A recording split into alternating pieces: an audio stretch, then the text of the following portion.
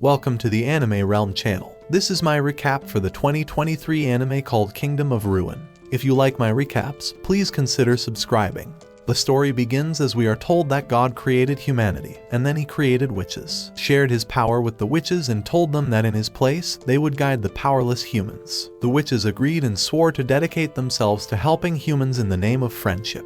However, in the present day, things have taken a horrific turn. A scene shows a large group of ungrateful humans preparing to execute a witch as they scream that they don't need witches and they should be eradicated. The witch hopes that they will all die, but it was humans who eliminated them. Elsewhere, our protagonist Adnis, who is a witch's apprentice, complains about how tired his legs are and how it's way too hot, which makes sense since it's a desert. Adnis grows frustrated since the witch he travels with named Chloe isn't listening and interrupts him to tell him to quiet down. Adnis wants her to at least use magic to check their location since it would be a lot cooler than using an old school map.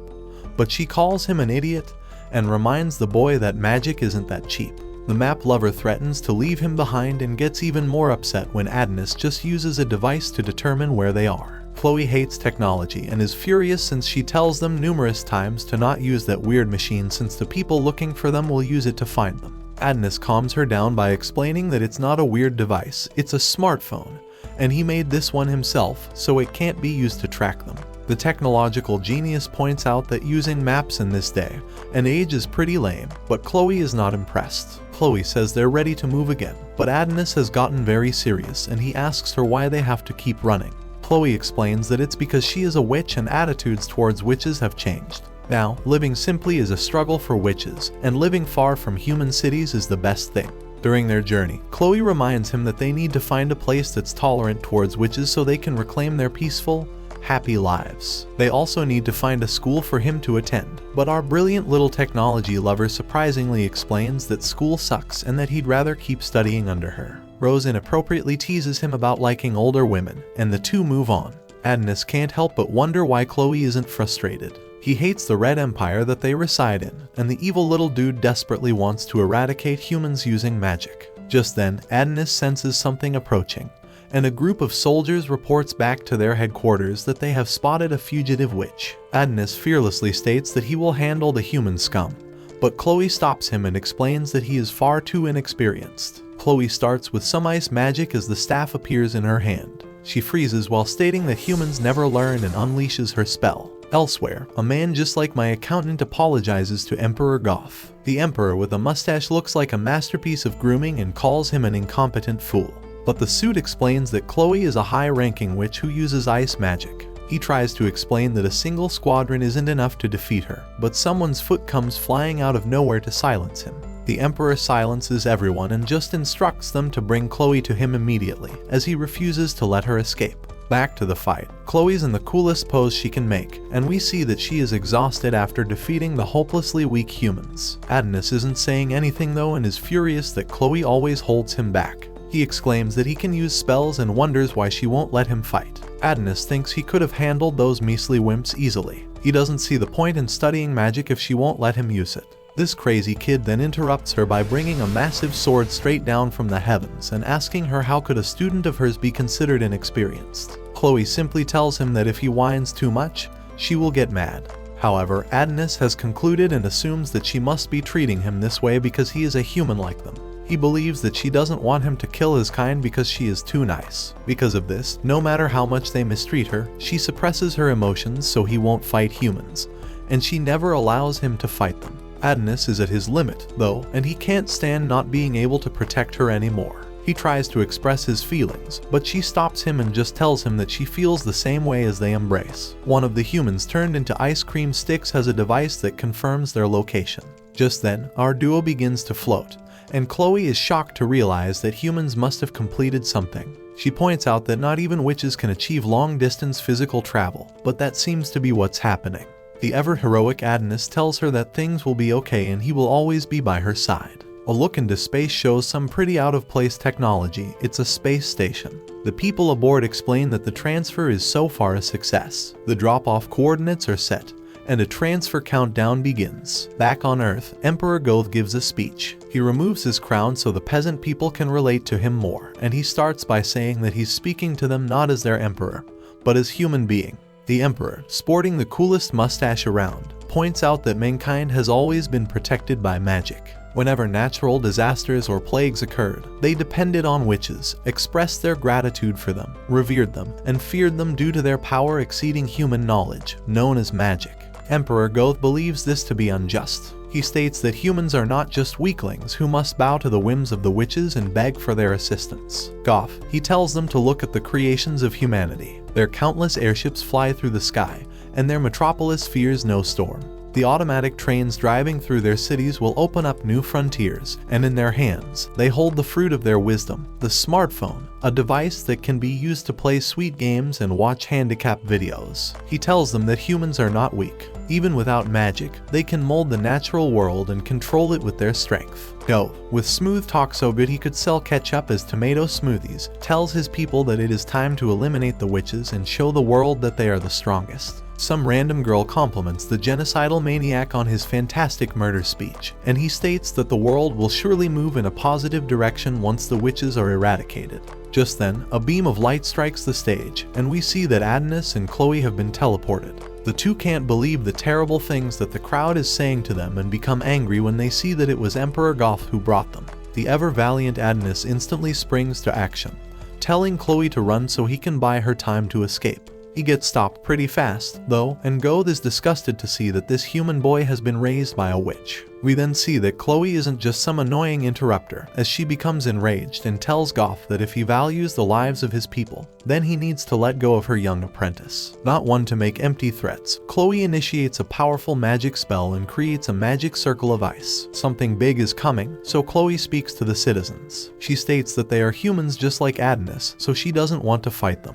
If she were to destroy them, Adonis wouldn't have a home to return to. This is why she has allowed them to live up to this point. However, they are proving themselves to be too dangerous, and she begins her spell. Unfortunately, she's utterly shocked to see that her magic just stops. Goth, with his impeccable mustache, explains that she cannot understand the power of science humans have acquired. We see the magic photon suppression device that nullified her magic, and the humans in the crowd have a good laugh like they did something themselves. As if proud, Goth expresses his doubt that she even considered that the human she once helped would someday chase her down. Adonis, never willing to give up as our brave protagonist, tries to use his pen, but can't understand why his magic isn't working. Goth explains that it's time for witches like Chloe to expose themselves to the world, and slaps her hard in the face. As if that weren't bad enough, she is also completely exposed, and the crowd begins to take pictures. Adonis is furious to see his teacher humiliated and vows to kill them all, but is once again stopped. He keeps trying, but all he can do is tell her to wait for him, and soon he will be right by her side again. Goth has had enough of the boy and orders that the boy be shot in the head. Chloe completely changes her rebellious attitude to save our son and bows to the Emperor. She takes all the blame and explains that the boy has nothing to do with it, he is like them, a human. She lies by saying that she kidnapped him and raised him as her slave, a poor miserable human boy. Completely out of character, Chloe begs and pleads that the Emperor has mercy on him, and she doesn't care what happens to her. Adonis is in absolute disbelief when she offers to be a slave. With frenzied fury, he writes wildly on the ground, every ounce of sanity seemingly abandoned, as he swears to kill them all. Goth, uninterested in her offer, points a gun at her. Chloe, realizing what is about to happen, calmly calls out to Adonis and thanks him for everything. We get a quick glimpse into when they first met.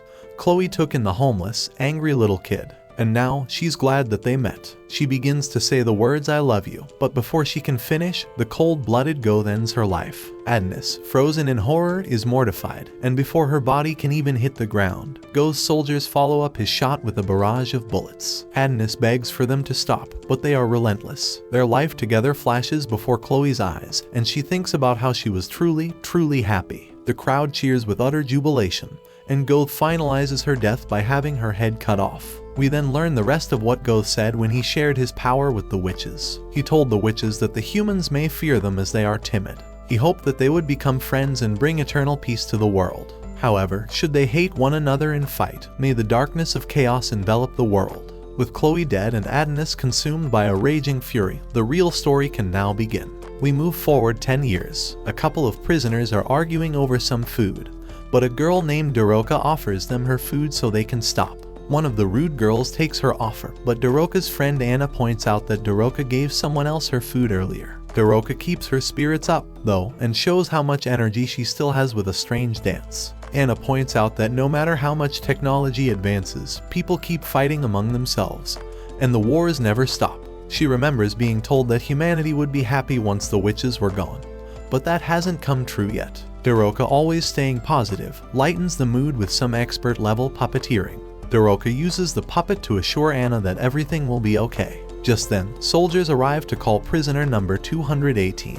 Others gossip about how those who get called never come back, and Anna is terrified when she realizes that she is number 218. The soldiers demand that the prisoners speak up, and Daroka fearlessly steps forward. Daroka is taken away, leaving Anna in complete disbelief since that was her number. We see that Daroka left her puppets behind with their numbers. Daroka is taken to a place where she finds that she will serve as a slave. She sees what happens to those who refuse, and the cheerfully dressed ruler explains that she needs to serve the empire just like everyone else. He states that running the prison costs money, taxpayers' money, and the blood tax of the empire's people. He asks her who brought about the gear expansion and the explosive rise of human civilization, who used their scientific and military might to defeat the witches and seize dignity for humanity. He answers his question by stating that it was them, the Rhea Empire. He is sure that she will fetch a good price and take a selfie with her, but instantly regrets it when she bites his finger. Daroka attempts an escape and tries to open all the cells using the warden's phone. Unfortunately, their technology has voice authentication. She tries to ask it nicely, but that doesn't work, so she does her best impression of the warden. Luckily, her feminine voice is pretty similar to the flamboyant warden, and it works. She tells all the prisoners to run, and with that, chaos ensues. Amidst the chaos, Daroka heads to a very special cell made especially for a very powerful person. Daroka is taken down, but the soldiers point out that all cells are opening, and they're in very big trouble. Just then, alarms begin to sound, and the chamber begins to open. The guards panic with fear, and we see that it's the overwhelmingly angry Adonis. The guards start to panic, seeing him get free, but he instantly jumps onto one of them. It eliminates it easily. The other guard tries to shoot him, but he parries it and shoots the guard with his gun. Daroka gets scared as he approaches her. He shoots her, but he ends up setting her free. The guards panic as they try to control the situation, and we see that at the National Security Bureau, or NSB, Director Yam receives a report about this. He orders his executive to deal with it, and he happily agrees, but Yamato's sister Yuki isn't happy with his carefree attitude, reminding him that they are there to maintain order in the empire. But Yamato tells her it's okay, reminding her that there's a reason that he's an executive. Back at the prison, the warden panics as he finds that Adonis has gotten free. He wonders how Daroka could have opened his chamber because even he shouldn't have had the clearance to free him. And to make matters worse, it seems that Adonis's magic pen has also gone missing. We see Adonis outside, and he tries out his magic for the first time in 10 years. He shoots his gun, summoning an enormous bullet that crashes into a building, and he prepares to wipe out everyone in the city. We see Eek cleaning things up at the prison, but he reports that he didn't find Adonis. He hears about the building that was attacked, so he prepares Cares to head over, but he takes out the warden first. We see Daroka also manages to get out, but seeing the damage Adonis has caused, she thinks it's her fault that she set him free. As he walks through the street, Adonis thinks that his teacher does not want to take revenge on humans, but he just can't let go of what happened. He summons a giant robot, and he starts going on a rampage. We see an officer receiving a report about this, but he just thinks he's being pranked. A car suddenly crashes through the wall, and the driver is shocked by what he sees. The officer thinks the man is high, but when he looks outside, he sees what's going on. We see Yamato and Yuki observing from a distance, and they confirm that Adonis is behind the attack. Yamato thinks they can just use their magic suppression device to stop him, but he's reminded that it hasn't been used in 10 years, so they aren't sure if it will still work properly. A state of emergency is declared, and we see tanks being deployed. They fire at the giant, but their shots seem to just miss. Adonis retaliates by smashing a building and throwing debris at his enemies. We learn that for a human to use magic, writing-style summoning magic is the only way. It works by understanding and systemizing the mechanisms of magic, and even while he was sealed away, he was able to practice it in his mind, so it didn't matter that he was sealed away for 10 years. He thinks that all the citizens who benefited from his master's death are just as guilty, so he plans on wiping out the whole country. He summons 2 guns, and he starts mowing everyone down.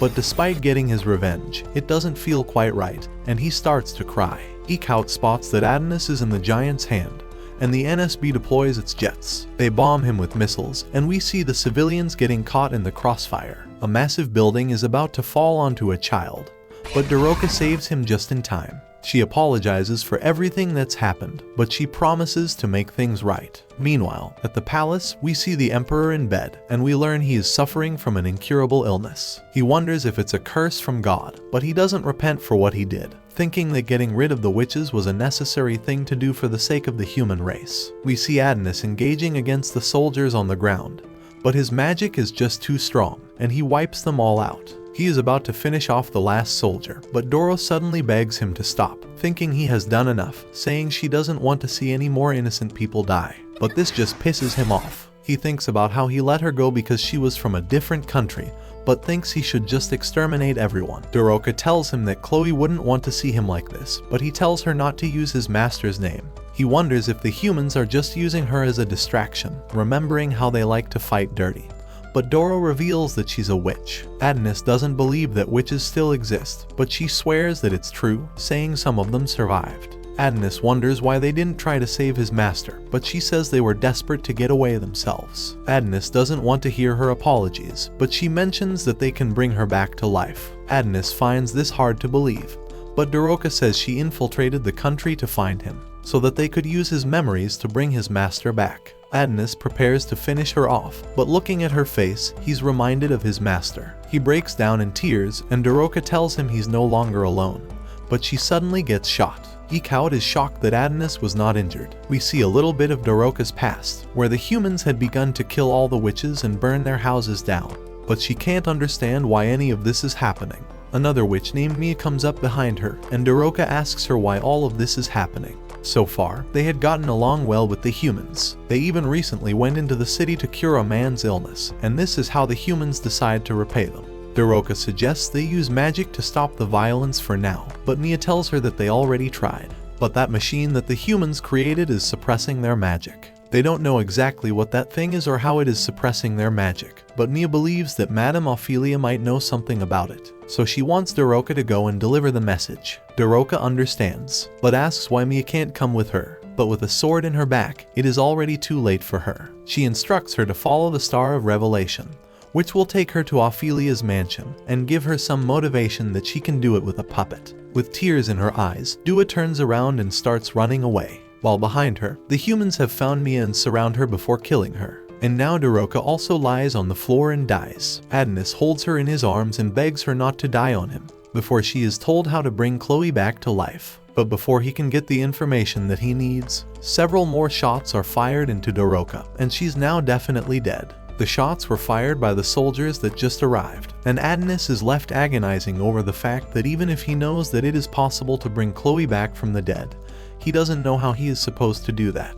The soldiers surround Adonis, intending to kill him right here and now, but Adonis warns them not to get cocky, as he surrounds himself with magic. The soldiers see him using his magic, so they all open fire on him. However, none of the shots even come close to hitting him, as his magic stops and redirects the bullets, hitting the soldiers instead. Until there is one guy with the look of, "I should have called in the doctor today." Adonis is slowly walking towards the last guy, while Ikaut aims with his sniper from a rooftop. Once the shot is lined up, he fires his anti-armor sniper rifle directly at Adonis, causing a huge dust cloud to form. However, Adonis is still perfectly unharmed and has stopped the ridiculously large bullet using his magic to turn it into a 9mm round and fire it back at Ikaut. Meanwhile, Ikaut is too stunned by the missile approaching him, so he just sits there as his upper body is blown away. Now that Ikaut is taken care of, Adonis focuses his attention back on the last soldier and declares that he will wipe out all humans and make them feel Chloe's despair. Yamato knows there is no way that they will be able to beat someone who knows how to use magic. So, if he rests their fate on Yuki being able to get the magic suppressing machine going again. Yuki is down in the basement with the machine and is so excited that she finally gets a chance to be useful to her brother, that she forgets she is meant to be a commander here for a few moments, before she can try to turn the on, however. The Science Bureau arrives and Theta tells them they can't let her operate the machine. Yuki finds the phrasing of that statement to be a little off-putting, so she reaches for her gun and asks for an explanation from her. The Yamato gets a call from Phone Yuki. He asks her why they haven't turned on the magic photon suppression device yet, but Theta explains to him that they can't do that for a very good reason. Human dysfunction disease, a disease that all the soldiers who took part in the witch hunt 10 years ago. So basically, the machine gives people cancer. It kills the cells of all the humans around it. And since all the witches that maintain an environment where the harmful rays could be cleansed are gone, now the situation is different. If they turn that machine on, it could lead to the end of humanity. And to this point, no one knew of this because the Science Bureau was ordered to hide their findings. All the people who stood before this device and fought the witches are either dead or are now dying of the disease, including the Emperor. So, knowing that turning a machine on will mean certain death for all the humans here, what are they going to do against Adonis, who possesses magic? Their weapons have proved to be ineffective, and nothing they have, aside from this machine, can help them fight the witches. So even with the cancer warning, Yuki still chooses to run forward to turn the machine on, because she sees no other way to stop Adonis. The director yells for her to stop, but since she doesn't stop, she orders all of her crew to fall back to avoid any radiation, and then chases after Yuki to stop her from doing anything stupid. Yuki gets to the front of the machine terminal and begins the activation sequence, while Theta still warns her against it. As she presses the button to turn the suppression device on, Adonis outside suddenly feels his magic fading, and his quill gets knocked out of his hand. He is in a state of shock, because, without the quill, he is just a regular tank of a human being. Yamato sees this happen and questions what happened and if Yuki happened to turn on the machine and what that would mean for her health. However, Theta on the other end of the line, while holding an unconscious and bloody Yuki, managed to turn off the machine immediately after Yuki turned it on, so radiation exposure was minimal. But due to their proximity, they were both heavily affected, and it means that at least both she and Yuki now have cancer. She tells Yamato that since the machine was already turned on, there's no going back now, and he needs to take advantage of the opportunity that this provided and finish Adonis off here and now. His job is to eliminate the threat to the kingdom before him, so he orders all the soldiers on the ground to charge Adonis, while he runs backward to retrieve his quill. And they must have run out of bullets or something because they could just shoot him right now. But before he can grab the quill, a soldier runs up to him, and at the same time, a building crumbles to the ground before them, kicking up a huge dust cloud and forcing the other soldiers to retreat for now. The soldier in front of Adonis unsheaths her gun's thermoblade, raising it to strike Adonis, who still doesn't have his quill in hand.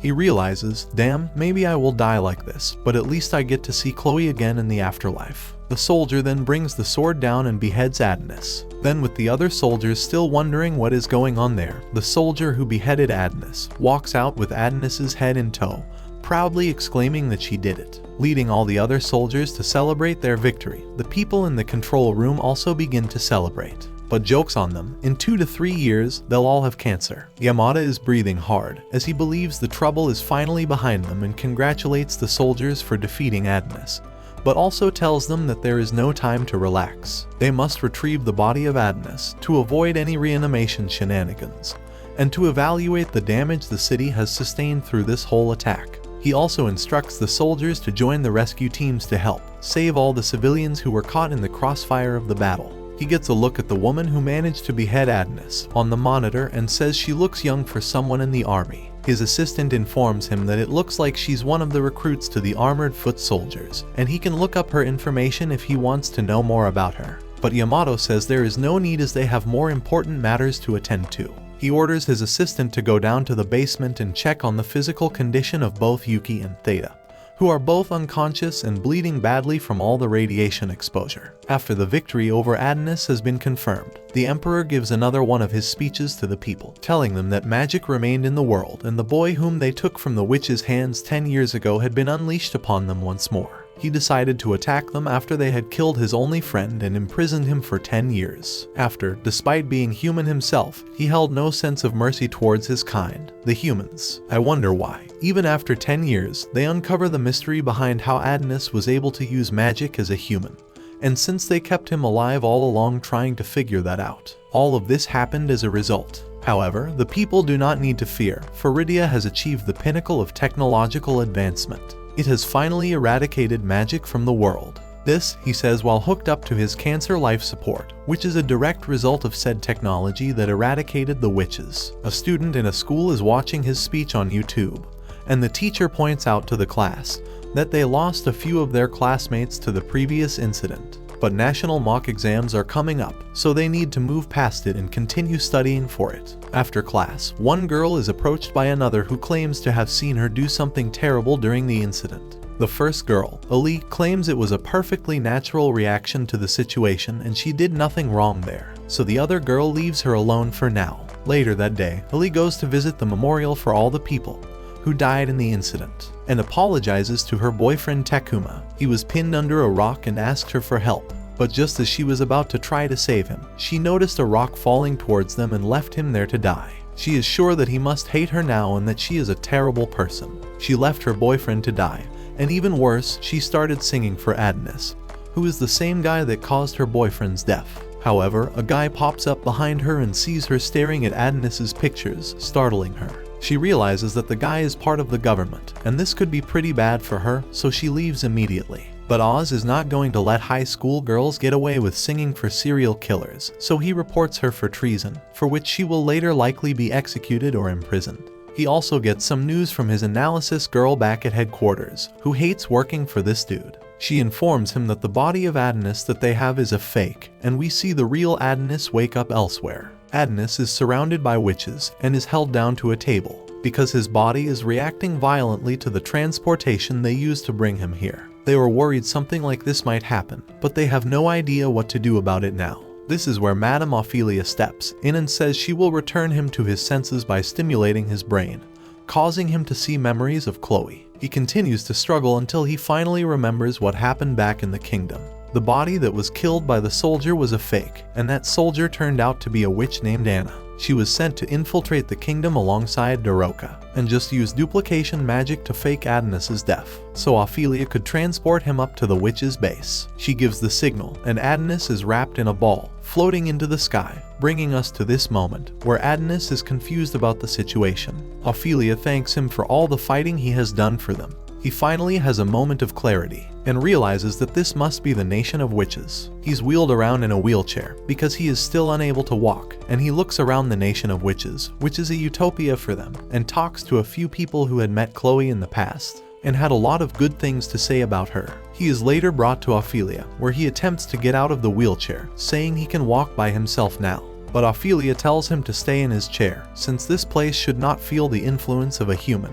Adonis asks her if she knows Chloe, but Ophelia says there isn't a single person in the nation of witches who doesn't know Chloe. Despite her use of ice magic, she always radiated warmth and was beloved by all the witches. But then she was eventually cast out of the nation. Adonis corrects her and points out that she was the one who kicked Chloe out of the nation of witches because she taught magic to a human, him. Ophelia doesn't deny it, but says magic is like the soul of the witches, a power given to them by God to guide the humans, and thus they believe that something like that should never be taught to a human. They all begged Chloe to abandon her human student and return to the nation, but she would only smile and apologize for not listening to them. Ophelia smiles a little, remembering the past, and tells Adonis he can have his quill back. After seeing it, his eyes widen, and he leaps out of his wheelchair, pushing another witch out of the way to get to it. But to be honest, she wasn't blocking his path, so that was pretty unnecessary. It's a magic-imbued phoenix feather with a red dragon eye ornament, which allows a human to use magic.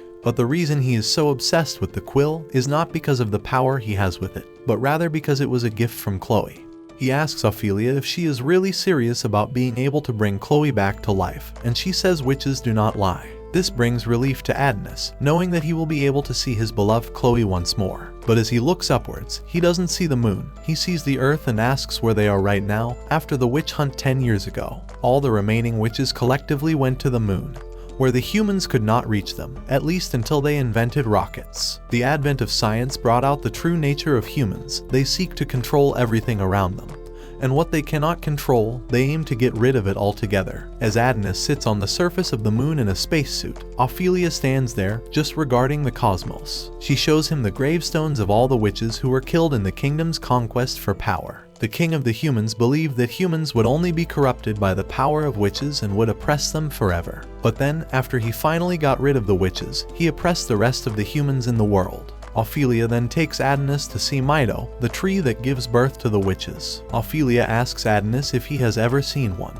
but this is his first time seeing it in person since Chloe did like to talk about her origins. Witches are unisex beings and do not have mating pairs, rather they receive life from these trees. However, this is the last surviving Mito tree that can give birth to the witches since the humans burned down all the other ones, and this was the only one they were able to transport to the surface of the moon. Adonis notices a pod that contains a witch who looks an awful lot like Chloe, but Ophelia tells him that it isn't Chloe, just a witch waiting to be born. But to turn her into Chloe, his strength and magic are needed. Magic is the act of giving an individual's thoughts a physical form in the real world, and the written style summoning magic that Adonis uses can be used to give form to any thoughts. Memories are the very essence of life itself, so if he were able to use his magic to seal his memories of Chloe and the unborn witch, then she could be resurrected. So, as it stands, he and his connection to Chloe are the key to bringing her back to life, and as such, he should let them know when he is ready to begin the ceremony. Adonis looks out the tree and still can't believe he will be able to revive Chloe, but then the witch that had pretended to be a soldier back on Earth, Anna,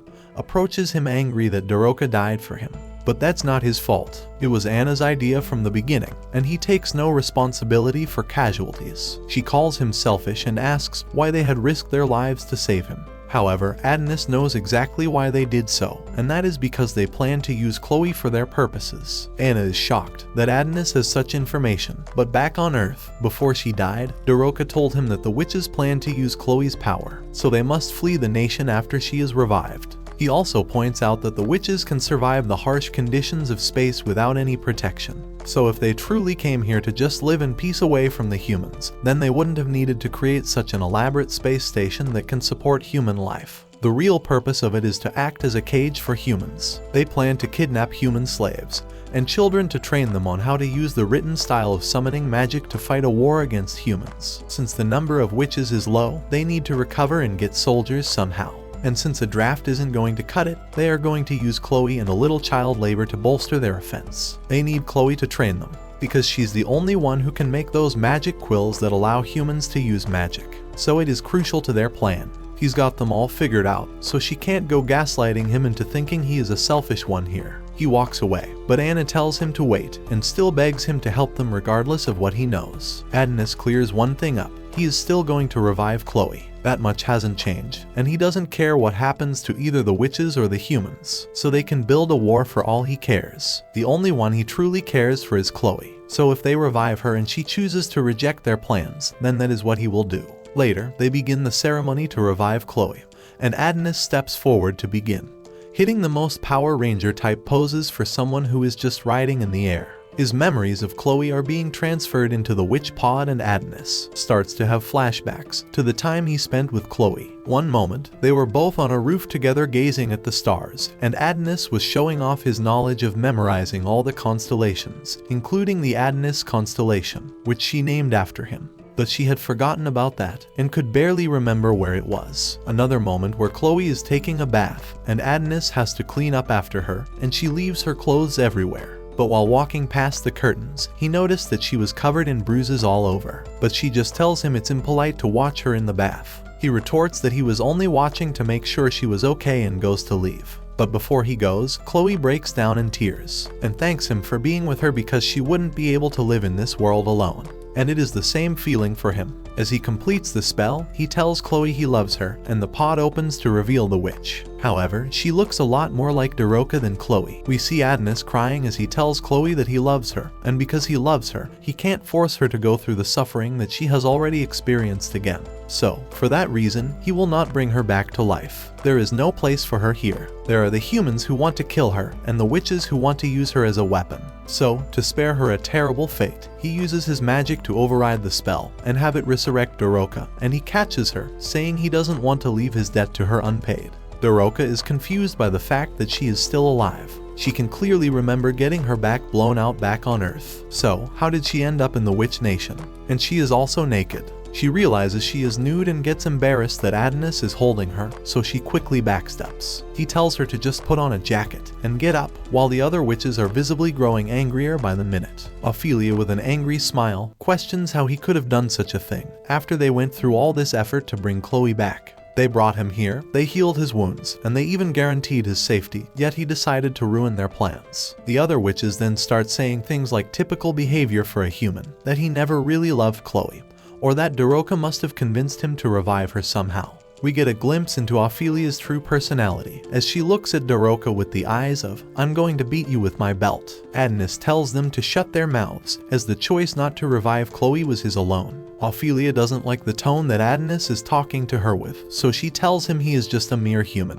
and could never compare to the power of the witches. She raises her hand, and is about to turn him into a frog or something. But then several lights appear around her, and her menacing demeanor fades as she panics and questions what Adonis did. Adonis says he didn't do anything. He just happens to be a long-term prisoner, and pulls out a tracking chip that was implanted in his body. Soon after, an explosion occurs, and remember that the Mio tree is the only way witches can reproduce. Yeah, that shit's on fire, and the culprit for this was Yamato, who tracked Adonis here with the chip that they had on him. He tells Adonis and the other witches that they are all trapped here and will be exterminated like the rats that they are. But Adonis tells him not to be so rude, when he was the one who invited him here to his final resting place. One witch yells out to Ophelia that she will take care of the burning Mito tree, and starts using her water magic to put the fire out. But what did you think was going to happen if you yelled out your intention to save the tree, while the soldiers were standing right there? She loses her head, and with her death, the tree continues to burn, and Ophelia starts to lose her cool. So she tells everyone to get ready for a battle with the humans, and they all transform into their warrior gear. Meanwhile, Adonis is faced with Yamato, and as he is casting his spell, he gets in to try to kill him quickly and stop his attack. But Adonis was never going for an attack and rather cast a spell to steal Yamato's gun. Yamato is knocked to the ground, as Adonis continues to empty the entire gun into him, but Daroka grabs onto his shirt and stops him. On the other side, the witches are engaging in battle with the soldiers, and as you could expect with them still having access to their magic, they are destroying the soldiers. Ophelia then uses her natural law magic to make all the soldiers float, as they try to fire bullets at her. They all go in slow motion and miss their target. She gathers all the soldiers in one place and squishes them, covering the battlefield in blood. And she is smiling as she says humans are feeble, so they should be able to claim victory here. But as she looks over, she sees a second squad has been transported up, and they have killed some of the witches. She now realizes that they are playing a battle royale in endless mode, and the kingdom will just keep sending soldiers up until they run out of energy. Back on Earth, they are getting a live video feed of everything that is happening on the moon, and they ask why there are still so many witches alive, when they were supposed to have wiped them all out 10 years ago. We see Dr. Theta watching the situation on life support due to the cancer stage she now has from the magic suppression machine. She is reporting on a reason why she failed to find out about the witches. She explains that during the witch hunt 10 years ago, they had used capsules to eat, but those same capsules were likely used by the witches to escape Earth and make their way to the moon. And once they were there, they built the station and used magic to hide themselves from their scanners. The guy is angry that the witches are still alive and blames Theta for not figuring it out despite the huge annual budget they receive, saying her failure will cost her life. But I mean, she already has cancer, so I don't think her life can get much worse. One other person at the table, Shirasagi, tells them to calm down so they can handle the situation first, as they can handle the after they are done with the witches once and for all. We see a flashback of Yamato looking over at Yuki, who now has stage 5 cancer from that machine. He talks about how she was always by his side wherever he went. When he entered the National Security Bureau, so did she, and when he became a director, she became his vice director, making her the youngest person to ever become one. He loved his sister dearly. He blames Adonis for making her sacrifice herself to stop him, and he will make sure Adonis suffers for what happened to her. He tells his battle suit to set output to 500% and gets up. Though severely wounded, his speed has gone up dramatically, and he steps in front of Adonis before punching him across the field. Daroka runs over to him, but Adonis tells her to keep her eyes on the man with the intent to kill him. Yamato yells out in anger about how he will make Adonis pay for siding with the witches, and prepares to draw his sword and slash. He thinks about how after he is done with this battle, he can retire and get a quiet place with Yuki to live out the rest of their lives together. He draws his sword and releases the anti-witch slash, which stretches across the field. The attack is so powerful that literally all the witches in the area are killed in an instant. Adonis dodges a sword strike, but Ophelia is also gone, and even Daroka, who has only been back to life for all of 10 minutes, is gone. But Anna used the same magic that was used to save Adnis when he was nearly killed by the military to save her, but she couldn't save herself. Though headquarters asks for a report on the situation at the witch base, since they've lost video feed and cannot tell what is happening on the base. The green grass has been painted red, and Duka is left crying over her friend's dead body. Adnis and Yamato are the only two left standing and are still in combat. Yamato reports to headquarters, saying he has successfully neutralized the witches, leaving the final task to kill Adnis. Adnis throws his coat away and prepares to throw hands, as he summons metal armor on himself with magic. He then attacks Yamato with a punch and jumps upward to evade the incoming slash from him. As he lands, he enchants his fist, allowing him to break through Yamato's sword and punch through his chest. However, Yamato still doesn't lose and uses the suit to bind Adnis, while he uses the regenerated blade to slash him. The witches watch in horror as they sit in a pool of their sister's blood. Ophelia tells them not to give up hope while she's split in two, but they have nothing to hope for since the Mido tree has been burnt to a crisp. And that means that no witches will ever be born or resurrected again. One tries to rally them, saying they can't afford to lose any more of their numbers, and should back up Adnis to help him beat Yamato, but she gets shot in the back as the third squad of soldiers arrives. Yamato sticks his sword to the ground and does something that causes a tornado to appear, and push Adnis back, giving him enough of an opening to stab him. But Adnis also had a trick up his sleeve, and brought down that huge sword, cutting off the arm of Yamato. The damage is extensive, but the suit can stop the bleeding, and Yamato proclaims Adnis to be too dangerous to be left alive, and for that reason, he must die here among the witches, while raising his sword to kill the injured Adnis. Adnis has no fear, but Daroka shouts for everything to stop. Yamato is in disbelief as he can't move his own body, and Adnis is impressed as it's clear that Daroka has a wide range of spells she has just cast. The love spell affects all the soldiers as well. She introduced herself, and Yamato gave his name, but it was completely against his own will. His mouth opens on its own, so he realizes that the spell he is under is incredibly dangerous. The other witches watch and begin to think that Daroka might be able to turn things around with her special magic. Yamato demands that she remove her spell, but she refuses. Our revenge-seeking protagonist is thirsty for blood and tells Daroka to end Yamato's life by tearing out his throat. Yamato's rage turns to shock when Daroka simply extends her hand and pleads for all the fighting to stop. She wants him to shake her hand and promise that he won't attack Adnis or the other witches. If he just makes this promise, then she will free everyone from the spell. Our jaded protagonist becomes furious, though, as he reminds her that they killed Anna. His revenge-filled brain can't comprehend what she is doing, and he calls her crazy for even thinking of letting the humans leave alive. The other witches agree as he points out all the lives they have taken, and he warns her that the humans will likely take her life if she doesn't end them first. Yamato proves to be a psycho, as well as he says that Adnis is right, and somehow manages to attack Daroka. He tells her to know her place and explains that the humans will use their science to exterminate them all. He throws punches down at her, while telling her how naive she was to think that they could have peace between them.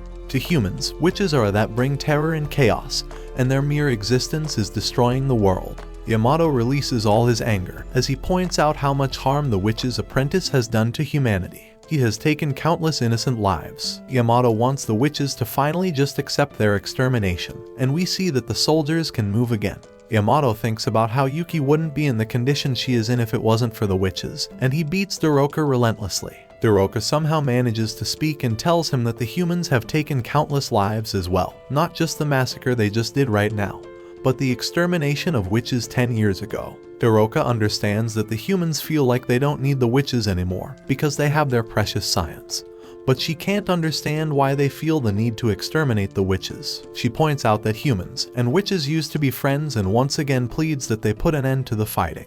Daroka would like for him to start by ordering the retreat of his men, but Yamato is still filled with rage. She casts her love spell on him again, and Yamato begins to feel strange. He shows his intense resolve though, as he reminds himself who he is, and proclaims that he won't be beaten by some magic spell. He tries hard to break the spell, but he then imagines himself as a child hugging Daroka, and this dude is tamed by her spell. With loving eyes, Yamato tells Daroka that he will obey her, but he just ends up with a blade through his skull. Of course, it was our rage-filled protagonist, and he explains that revenge is all he has. Daroka can't believe what she just saw, and is furious with Adonis. He is completely single-minded though, as he realizes how strong Daroka's love spell is, and he tells her that they will use her magic to destroy humanity.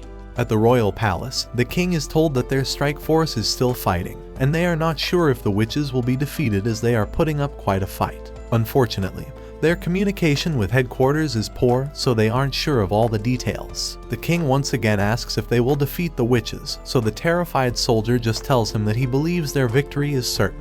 The queen wonders if the witch's apprentice is there as well, and they are both glad to hear that he is. The king graces us with his impeccable mustache, and demands that his soldiers burn the witches along with the entire moon if they have to. This genocidal maniac rejoices as he sees that the end is nearing for all the witches and the brats who want revenge against humanity. This guy, who was just giving really convincing speeches just a few episodes ago, is losing his mind now as he laughs like a maniac. He calls the witches losers for running off to the moon, but states that they can never escape. The king wants to be assured by his wife, so he asks her to tell him how incredible he is and asks for her to praise him. He is having his moment now, as he has finally achieved his goal of exterminating the witches, and everyone celebrates. The poor soldier, who has had to listen to his psychotic rant, thinks about how he had heard that the king's condition was deteriorating, but he had no idea it was this bad. He is then shocked, as the queen holds the king and tells him that everything's going to be okay. The king just acts like a baby sometimes and needs to be praised. She praises him for enduring so much stress for such a long time,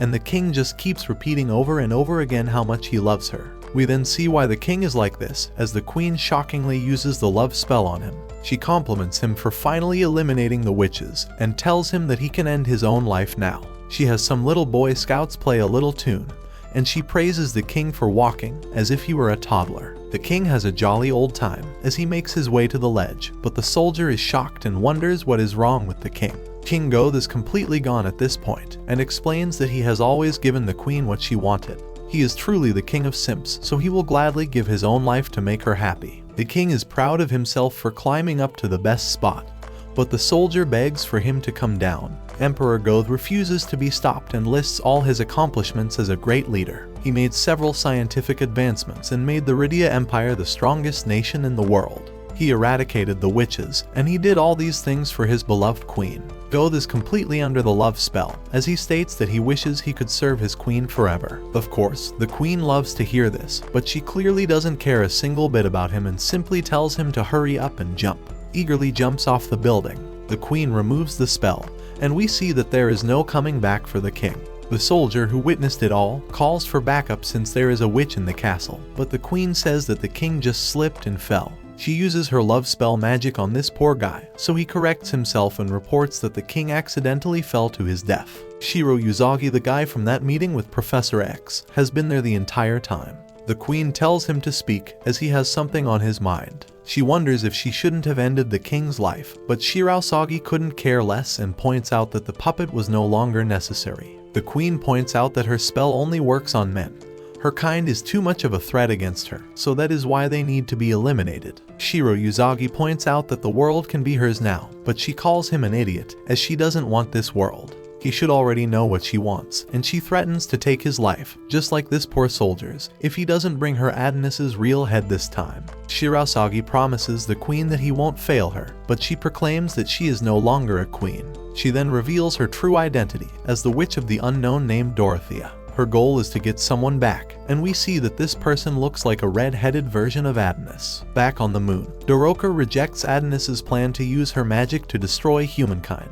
Adonis is demented, as he still smiles and tells Daroka not to release her spell. He goes after the soldiers who still can't move, and tells them to cry the same way he did when they took Chloe's life. Daroka begs him to stop, but it's far too late, as our protagonist slices through all their troops. Daroka can only watch in horror, but she knows what she must do. She never wanted to have to use her spell on him, but Adonis clearly won't stop. Adonis instantly appears before her and threatens to make her unalive again if she tries to cast her spell on him. Adonis continues his massacre as the soldiers beg for their lives, and Daroka tries to tell him that this won't change anything. Revenge will only give birth to more revenge. Adonis isn't in the mood to be lectured, but Daroka explains that she's just tired of all the fighting. All the death is too sad for her to take. But Adonis is practically the opposite, as he can't stop. He finishes up all the soldiers and finds Yamato to steal his face. Adonis vows to make the humans pay for their extinction and uses a spell to change his voice to Yamato's. We then go back to the present when Adonis, pretending to be Yamato, reports back to headquarters. He explains that the battle was fierce and none of the witches survived. Unfortunately, aside from himself, none of the humans did either. Yamato explains that he will be returning alone, and he tells them to bring him back. But we see that Theta can tell that this thing they are looking at is not Yamato. Some witches who are watching are horrified, and we see that Adonis is using Yamato's face as a mask. He once again commands that they teleport him back, and he promises to bring back the head of the witch's apprentice. Ophelia's upper body is still somehow alive, and she realizes that this is what Adonis planned all along. Adonis tries to take Doroka with him since her spell will be very useful, but she refuses. Doroka must have a death wish as she slaps Adonis and points out how ashamed Chloe would be if she saw what he was doing. Luckily for her, Adonis doesn't go all crazy on her as the transportation has been initiated. Ophelia's heart is still just pumping away, so she bids farewell to Adonis, the infinitely evil child of the wicked humans. She hopes that God will judge him for his crimes, and she apologizes to her fellow witches for failing to reclaim their dignity. Ophelia finally bids farewell to this world and the kingdoms of ruin. Adonis and Doroka are being teleported, and Adonis does something entirely unexpected. He says he is sorry for some reason. Back at headquarters, they prepare for Yamato's return. However, Theta already knows that it's Adonis who will be coming back, and they are ready. She vows to avenge Yamato's death as the teleportation countdown reaches 0, and she commands all the soldiers to open fire. The gunfire stops soon after as nothing was teleported, and it is announced that transfer coordinates were somehow changed. His signal is lost, and Data collapses as her body is falling apart. She realizes that he escaped, and tells the witch's apprentice that he has won this round. Somewhere out in the desert, we find Doroka and Adonis. Adonis tells her to look at a constellation that confirms they are back on the planet's surface. Our boy is covered in blood, but has a huge goal. He declares that the two of them will begin their conquest of the Empire by doing whatever they have to, and they will start small. We then get a glimpse of what happened just before the teleportation. Doroka was begging Adonis to help the witches that were still alive on the moon, but Adonis was too busy using his voice-changing magic to change the teleportation coordinates automatically. Our vengeful protagonist decides that they will attack cities and villages on their way to Rydia. They will also gather information and supplies to prepare themselves. Adonis is thinking way ahead and is ready to move, but Doroka isn't having any of it. She wants to go back to the other witches, but Adonis calls her stupid for thinking that any of the witches on the moon survived. She refuses to believe that they all died and tells them to send her back. He calls her a spoiled child, but Doroka gets snappy with him and wonders if he is talking about himself. She thinks that he is more childish since all he cares about is his revenge. Adonis then uses his memory magic. He shows Doroka how she pleaded for Yamato to take her hand, while promising that he wouldn't hurt them anymore. She can't bear to watch her failure, and Adonis now realizes why Doroka didn't fit in with the other witches. The other witches hated the humans, and only a psychopath like her would want to reconcile with them. Doroka reveals that she always wanted to meet with Adonis one day, because she wanted to know what kind of person Kh-Lo chose as her apprentice. Adonis was a man living between two worlds, so she had hoped that he could become a bridge between humans and witches. He was her only hope, but she couldn't be more wrong. It's clear to Adonis just now that she knows nothing about him, and she wonders how far he will go. Humankind will never forgive him, the same way he will never forgive them, so the fighting will never stop. Adonis silences her and states that Chloe's life is more precious than all of humanity. The world that took her from him made a huge mistake and deserves to be destroyed. This pink-haired girl just can't understand his rage and wonders how much he is willing to sacrifice. She blames him for what happened to all the witches on the moon because he summoned the humans there, but he points out that summoning humans was the only way to get them back to Earth. All her friends were just pawns in his plan, and Doroka somehow still can't believe how cold-hearted he is. She becomes really upset, since those witches battled so hard to survive the witch hunts, only to become pawns in his selfish plan. But Adonis silences her again. He can't understand how she can continue to argue for the humans when they took so many of her friends' lives. Adonis accuses her of committing the greatest crime against their lives by not wanting revenge. Doroka still disagrees and states that revenge won't heal any wounds. Adonis doesn't care anymore. He begins to walk away as he states that he has nothing left to lose. Daroka just won't let it go as she tackles him and reminds Adonis that he still has the life that Chloe works so hard to protect. In a world filled with cruelty, Daroka begs that he not let it change him. She isn't even asking him to forgive the humans. Daroka just knows that if he continues seeking revenge, then it will shatter his heart, and he will become more like the people who took Chloe from him. Daroka thinks that he still has plenty to lose, but the two just can't understand each other. Revenge is proof of Adonis's existence and irreplaceable proof that Chloe lived with him.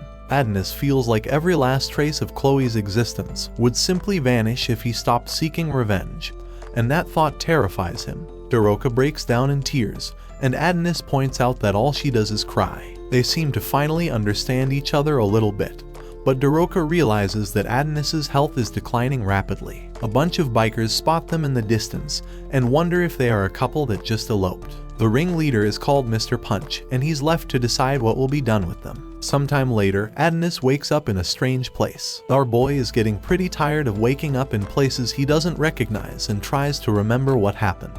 He remembers Daroka asking the bikers for help as he was quickly losing blood and couldn't move. Mr. Punch arrives to welcome him and wonders if the cold look in Adonis's eyes means that he has taken someone's life. This guy doesn't have the slightest clue and simply offers Adonis a drink. Adonis has no interest in drinking sewer water, but Punch explains that it's man's greatest invention. Adonis just wants to know where Daroka is, and Punch explains that she was watching over Adonis until a second ago, when some of the youngsters took her away. Adonis isn't playing any games, so he asks him again where she is. So Punch takes him outside and welcomes him to the wasteland, a place filled with people from developing countries, refugees, and slaves who escaped from Rydia. Everyone left behind by science simply ends up there and becomes a vagrant. Just then, Adonis hears Daroka's voice begging for someone to stop. She is surrounded by men, so Adonis wonders what they are doing to her. Punch explains that they don't get many women in the wastelands, and grossly says that Adonis's girlfriend is good at screaming.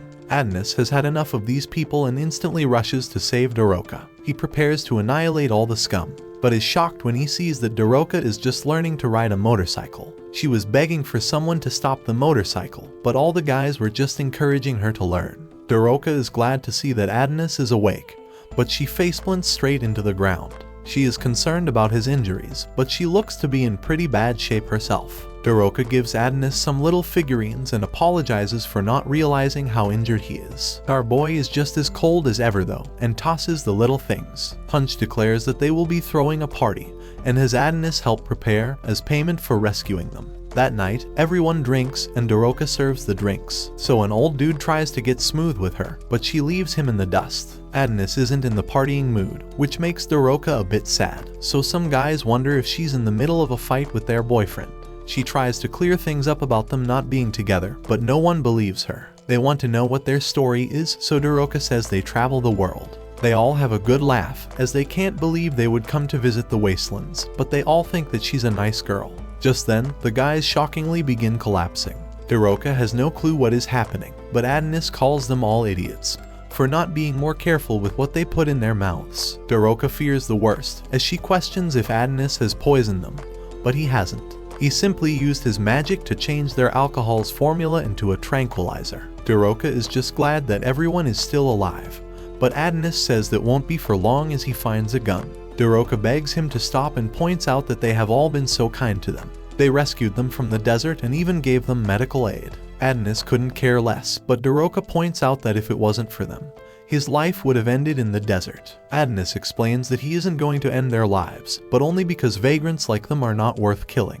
Adonis then shocks her when he reveals that he no longer needs her. She wants an explanation, so he says that unlike her, he can't laugh after losing someone important to him. He can't even imagine relaxing and joking around. Adonis has determined that they are fundamentally incompatible. Daroka explains her behavior by pointing out that bad things will happen if humans find out who they are. They have to blend in with them because she can't let them suspect that she is a witch. Daroka laughs to keep up appearances, but there's no way she could just be fine after what happened. Adonis just silences her once again to tell her never to end up like him, and he leaves. The next morning, Mr. Punch wonders if Daroka's boyfriend left. She corrects him about Adonis not being her boyfriend, and Punch can't help but point out how brazen Adonis is. He left without so much as a thank you, and left Daroka there all on her own. Punch thinks that she made the right decision by breaking up with him. Doroka can see something in Adonis that no one else can though, and she knows that he is kind. We then see Adonis all alone as he thinks about everything Doroka told him.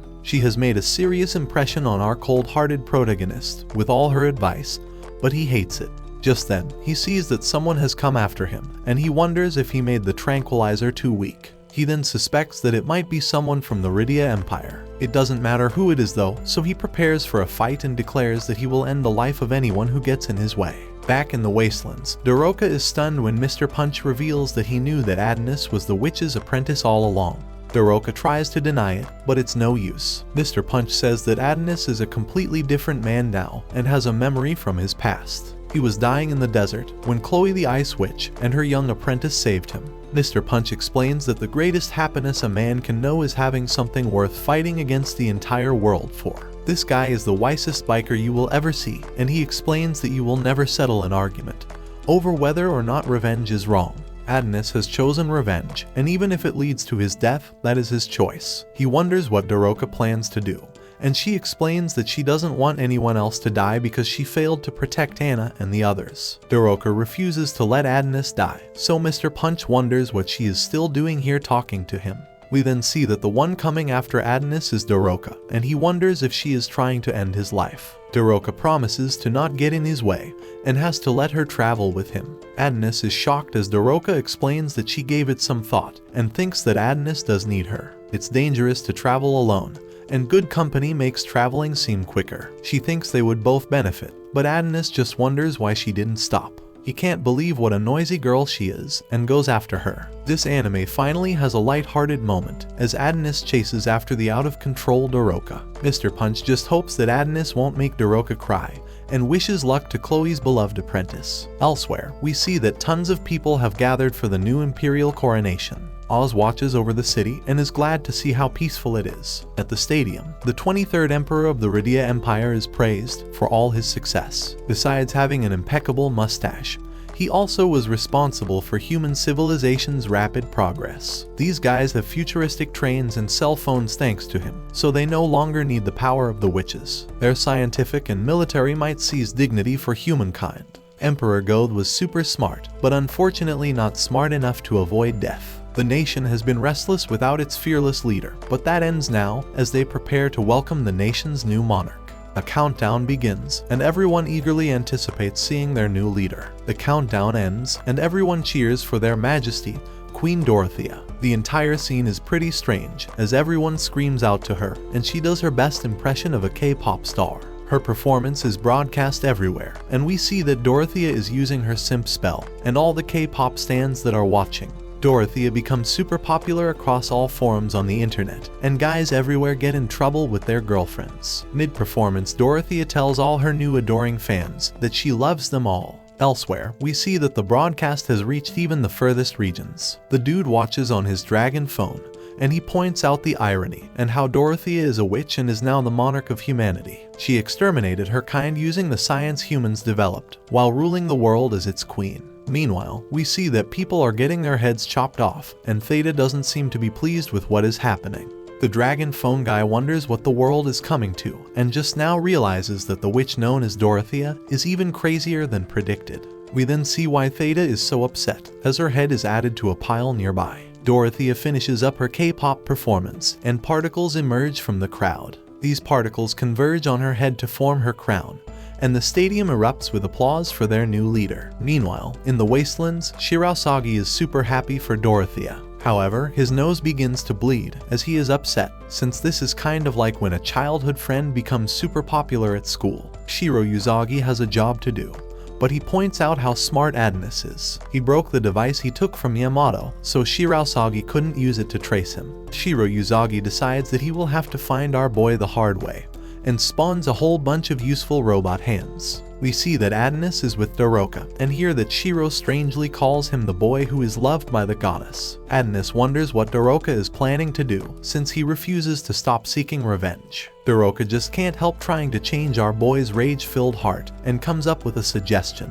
She points out that there are nice humans like Mr. Punch and his crew, so she would like Adonis to consider not fighting people like them. Nothing can change the cold-hearted Adonis though, so he refuses. He has allowed Doroka to accompany him, but makes it very clear that she cannot get in his way. Doroka gets the message loud and clear, so she keeps quiet. Adonis wants her to confirm that her love spell can make men fall in love with her so that she can control them. She confirms it, so Adonis wonders why she didn't use it on him. The first day they met in Rydia, she could have used it so easily. He assumes that Ophelia ordered her to capture him by any means necessary, and using her spell would have been the most effective way. She didn't use any spells though, and tried convincing him instead. Doroka's answer is simple. Adonis wouldn't have liked their first meeting to go like that. Our boy dramatically drives off a cliff, but they somehow don't take any damage, and he thinks about how she is right. Their first meeting would have sucked. The water from the puddle somehow turns into little fairy things, and Doroka reaches out to touch the little monsters. They arrive at some abandoned-looking place called Sandland. The place is in ruins, so Doroka assumes that there is no one there. Adonis says Doroka should stay there while he goes to look around, but she doesn't want to be left alone. Adonis just now notices that she has a white bag, and she explains that Mr. Punch gave her some essentials. Typical stuff you would take on a camping trip, including some cool little snowman tent. Doroka thinks it's all pretty neat, but our boy has stuff to do. The place does look abandoned, and Doroka wonders if there are ghosts there. Adonis determines that there are no signs of fighting, even though there are broken windows everywhere, and he wonders why no one is there. The police station is also the biggest building in town, so Adonis hopes that they can find some information there. Doroka freaks out at the first sign of a mouse, but Adonis is not amused. She apologizes but instantly embarrasses herself when she just keeps freaking out. Falling through the floor is just the cherry on top, and she apologizes again. Adonis warns her that he will leave her behind if she keeps being too noisy, and they finally manage to make it to the second floor alive. Just then, some hologram thing asks if they need help,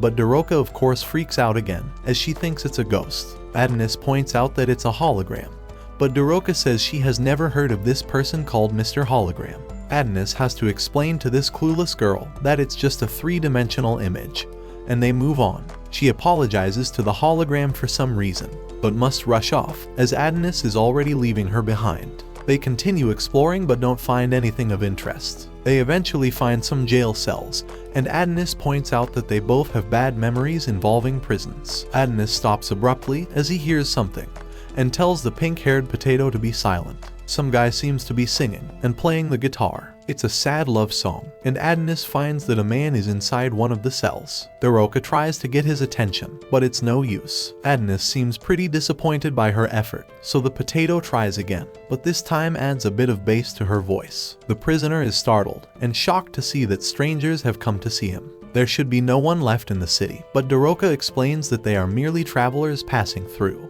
The poor guy nearly had a heart attack, so Doroka has to apologize for the 10th time this episode. The guy wonders what they are doing there, as he can't believe that they're simply touring abandoned ruins. Adonis points out that it's even more strange that this guy is here all by himself, but this Johnny Depp-looking man doesn't have a choice, because he is a prisoner. That's a pretty valid reason, but we can see that there seems to be another person in the cell with him. Doroka wonders why Adonis is just leaving, but he explains that they have no business there, and this place disgusts him.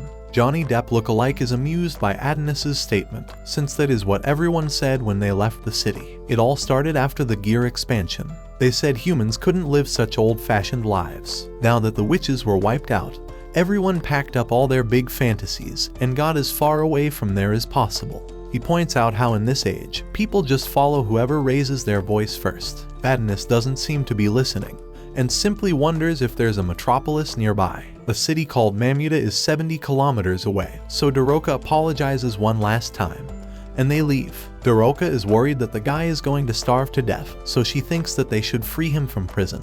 Adonis says it's none of their business, but Doroka seems to have forgotten that she isn't supposed to be getting in our boy's way. She wants to at least give the prisoners some of their food, but Adonis questions if the cell is even locked. Adonis figured out the truth, but he didn't tell Doroka. He just says that the married couple in the cell doesn't need food. What they need is peace and quiet. Daroka had no clue there was another person in the cell, and we saw that the man's wife already passed away. This poor guy has lost his mind as he assures his wife that the strangers have left, and he begins to sob. He sadly tells her that all the people who accused her of being a witch and locked her in the cell are all gone. He embraces the love of his life and tells her that from now on, they will be together forever. He apologizes for not being able to protect her, and we see that Daroka seems to have finally figured it out. Adonis determines that this town only needs room for the 2 prisoners, so it's time for them to start heading to Mamuda. Our pair traveled through the desert and finally arrived at their themed destination, Mamuda. They have to go through a very welcoming immigration gate, and Daroka wonders if Adonis plans to start a fight there. Our boy of course wants to fight everyone everywhere all the time, but Daroka fears that a big city like this one has a lot of soldiers and weapons. Adonis is so caught up in revenge that he doesn't understand her point, and she is just worried that not even he will be able to survive. This absolute pink genius comes up with an idea and asks Adonis to play rock, paper, scissors. The loser will have to do something for the winner, but Adonis is done listening to this girl and declines. She keeps trying to press the issue, but instantly stops blabbering when they realize that Mamuda was created by men of culture. The place is also completely run down, and Adonis gets upset that this is just another place where he won't be able to get revenge on anything. They have to come to a screeching halt as a woman is on the road, but Adonis must tell the naive Daroka to be careful. She fears that this lady doesn't have much time left, and the woman says she must hurry. Daroka thinks that she is running from something, but Adonis realizes that she is not a person, and he tells Daroka to get away from her as fast as her stupid legs can take her. Daroka decides to just stand there instead, and the woman turns out to be some kind of robot. This machine does some kind of analysis of Daroka and determines that she ranks low on the pleasure index. That's a pretty strange thing to happen, but this robot gets desperate and decides that it needs pleasure regardless of who it comes from. Luckily, Adonis shoots it down before it can do whatever it is going to do, and finishes it off with another bullet to its robot body. The robot depressingly meets its end, and Adonis reveals that it is a doll, a mechanical doll that was created to be a plaything for humans. This anime takes a really strange turn, as more of these dolls can be heard developing a plot inside a building. Our boy thinks it would be best if he went to investigate, and tells Daroka to just wait outside for some reason. Daroka wants to go with him, but he gets pretty upset and tells her to stop acting without permission so he can check out all the plot development. He reminds her that he will leave her if she gets too annoying, and tells her to scream if she needs him. Daroka patiently waits outside, but is terrified when she sees that a whole bunch of these sad doll bots are piled up like trash. Adonis investigates the building using some light, and we find that Daroka is bad at listening, since she follows him. She tries to tell herself that she has a good reason for disobeying him and explains that she promised Mr. Punch that she would keep Adonis out of trouble. She lies to herself as she thinks that Adonis won't leave her in a place like this, but she quickly remembers that her boy just left her with a bunch of strangers. She convinces herself that Adonis wouldn't hurt her, but then remembers that he almost choked her to death. Just then, Adonis finds her and of course gets upset. She doesn't seem to take him seriously, and he even begins to think that she is irritating him on purpose. Daroka gives him a whole speech on how they should be staying together, it would be safer, and she has the bag with all their supplies. Surprisingly, Adonis agrees and just tells her to not get in his way. They continue investigating and approach a room that smells terrible and has a sound coming out of it that would get me banned on YouTube for some strange reason that I will never be able to understand. They decide to go into the room. Inside they find that these crazy robots have developed a plot with someone until they die. The robots say that they just want to be loved, and Adonis realizes that they have somehow developed a sense of self. They just can't stop developing a plot with this corpse, and they can't understand why they were created. Adonis has no answer for why they were created, but he does know why they need to be destroyed. He destroys them all, and one of the robots sadly thanks him for putting an end to their sad existence. Elsewhere in the desert, 2 members of a special espionage unit quickly approach a checkpoint. These tattered up wannabe schoolgirls are annoyed by the readiness of soldiers and decide to just charge right through them. They go by numbers, so 5 tells 6 to get ready. 5 instantly takes out most of the soldiers, and 6 does the cleanup work, finishing off the last guy. Some other stupid soldiers think they're catching these girls off guard, but they instead just end up as more corpses on the ground. These girls look at their handiwork and call the readiest soldiers pitiful. Adonis recalls how the witch Madame Ophelia once said that science reveals humankind's true nature. In a world where any toy can be created, it was only inevitable that some dude would invent plot-developing robots. They find the same shackles that Doroka once wore at the Ridian concentration camp, and Adonis reveals that this nation offered their women in exchange for these robots. Adonis learned how to be a mechanic at some point, as he works on a vehicle, and explains that this city of Mamuda likely traded away all their women, all their daughters and wives exchanged for robots. So this just gives our revenge-filled protagonist more reasons to hate humans. Of course, this led to the nation's downfall, since without women, the next generation cannot be born. This isn't the only nation that has fallen in this way, and it makes him sick. The two take some parts that Adonis took from the cars and head to the pile of robots. The genius mechanical engineer explains that he's making an improvised EMP, but the clueless Doroka has no clue what that is. Adonis puts it simply for her and explains that he is putting the pile of robots to rest. Doroka is of course concerned about the lifeless robots being hurt, but Adonis explains that they will only feel a small shock. He uses his written style summoning magic and has Doroka hold the speaker. Waves of EMP cover the robots, and Doroka sees one of them thanking them.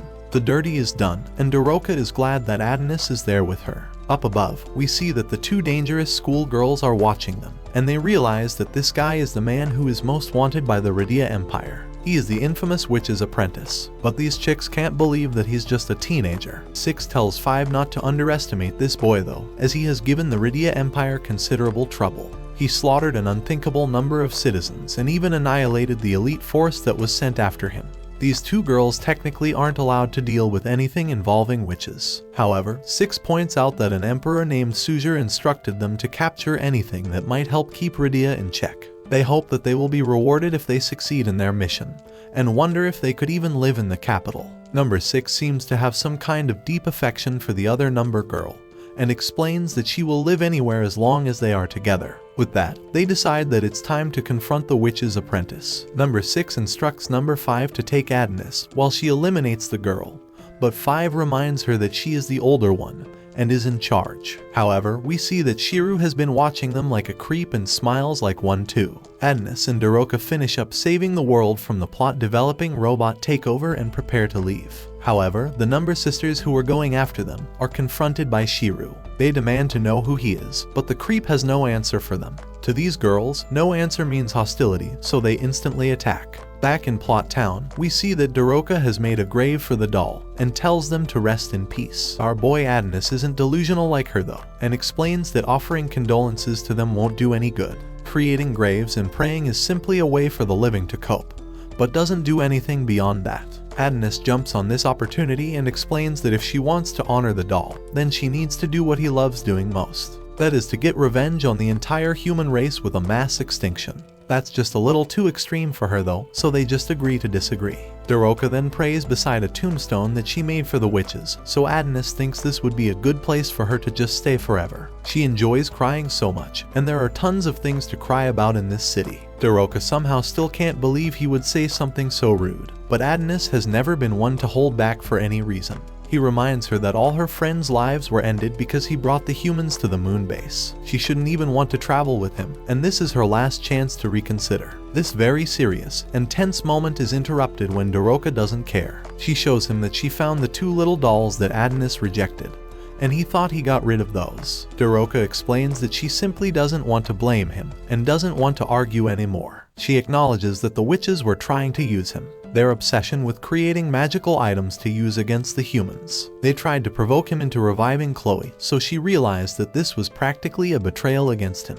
Adonis decides that it's time for them to leave, and he shows that Doroka is continuing to change him little by little. As he apologizes, he demands that she get rid of those stupid little dolls, but she's pretty proud of their miniature selves. Adonis wishes she was more skilled at something else, and she reveals that she can sing. Adonis isn't much of a fan of her singing and just asks her not to do it while traveling.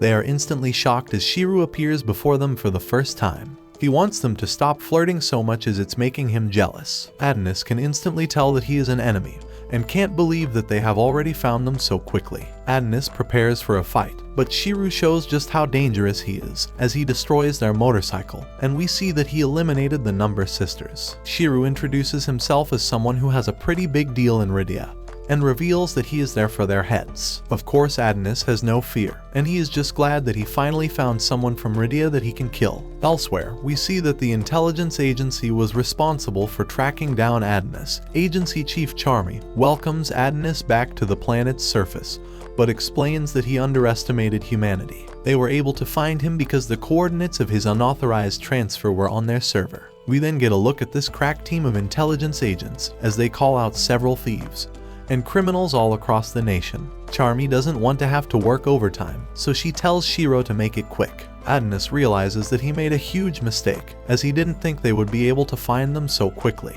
Of course, he is curious about the 2 ornaments Shiro is carrying with him, but Shiro doesn't even know who they are. All he knows is that the 2 girls got there before him, and he wasn't the only one coming after Adonis. They were simply in his way, so he eliminated them. Daroka demands that he stop disrespecting them, but Shiro has no clue who she is either. Shiro doesn't like the way she is talking to him, so he threatens her. Adonis sort of comes to her rescue by pulling her hair and tossing her aside. He prepares to use his written style to summon magic, but Shiro instantly stops him. Adonis is very quick, however, and quickly pulls out his gun. Firing a couple of shots proves to be useless, as Shiro easily dodges them.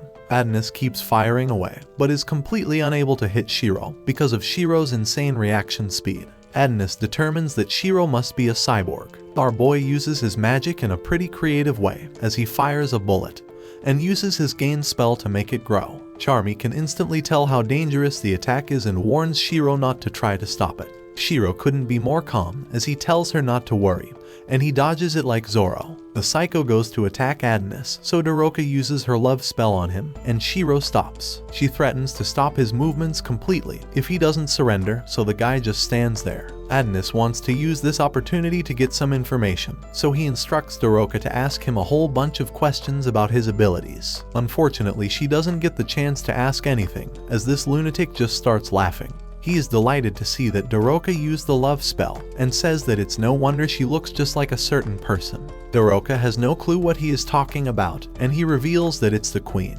A look back shows our glorious mustache-having emperor and forces us to relive the terrible moment when he took his own life because of the queen's love spell. Our pair has no clue how Shiro can move, and this psycho rips off his shirt. This reveals that Shiro already had a heart on his chest, meaning that he must already be under someone else's love spell. Shiro reveals that he has a ton of holes in his back and uses his ability called Hummingbird Release. This attack launches a whole bunch of robotic hands out of his body, and Adonis thinks that the gear expansion has gone out of control.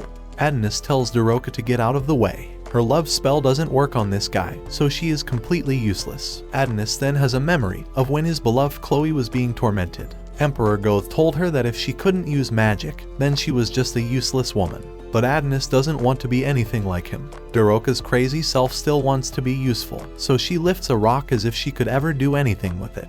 She just doesn't want anyone else to lose their life. Daroka doesn't know if seeking revenge is wrong, but she has already made her choice, and that is to stand by Adonis to the very end. She clearly won't be able to do anything with the rock, but that's okay because Adonis has already prepared something. Daroka puts the rock down, and Adonis summons a rapier sword for her. Adonis summons some pretty cool looking armor for himself, and the two strike a pose. Adonis activates the sword and explains that the indestructible magical blade can now pierce steel. She will be able to destroy most things just by swinging it around, but he recommends that she learn some basic sword skills. Our boy is as useful as ever as he summons an instruction manual that even a dumb witch like her can understand.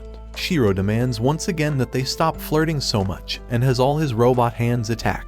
They are surrounded, so they have no choice but to try to destroy each hand one by one. Individually, the hands are weak, so Adonis is confident that they can handle the situation. Unfortunately, there seems to be an endless wave of hands constantly attacking, and they become very strong.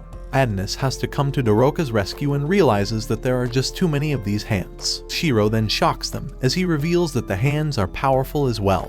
He sends a bunch of them into the sky and removes the limiter on the hands to increase their damage output. The powered-up hands rain down from the sky, so Adonis uses a spell called Gleipnir. This attack sends out several energy ribbon things and destroys several hands. The ribbons do a good job for now, but Adonis wants to end the fight. He tells Daroka to get close to him, and encases them with the energy to form a spell variant that he calls the Cannonball. Shiro is impressed by this giant ball of energy, but Charmy is terrified of it and warns Shiro not to let it touch him. Shiro fears nothing, and uses an ability called Hummingbird Castle. All the hands return to his body, and he uses them like thrusters. Shiro uses its maximum output and manages to stop Adonis's giant ball in its tracks. Shiro gets pushed back quite a bit, but he is extremely satisfied when the ball completely stops. Unfortunately for him, this was all part of Adonis's plan, as he prepared an attack. Shiro manages to push him back just in time and tells Adonis that he underestimated him.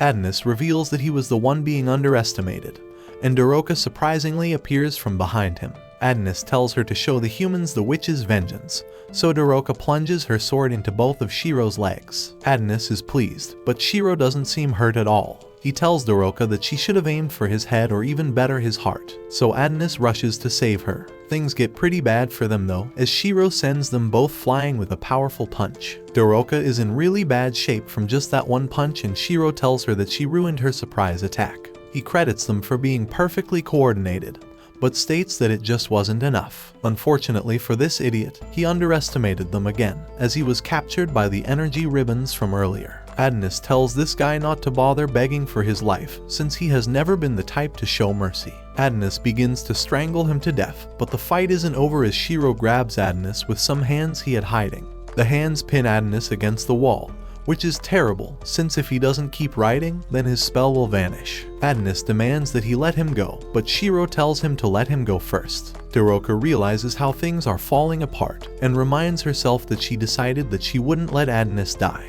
She tells herself to stop hesitating and prepares to finally do something useful. But Shiro is preparing something, so Adonis tells her to watch her back and duck. Unfortunately, Daroka has the slowest reaction time in the entire universe, and one of Shiro's hands grabs onto her.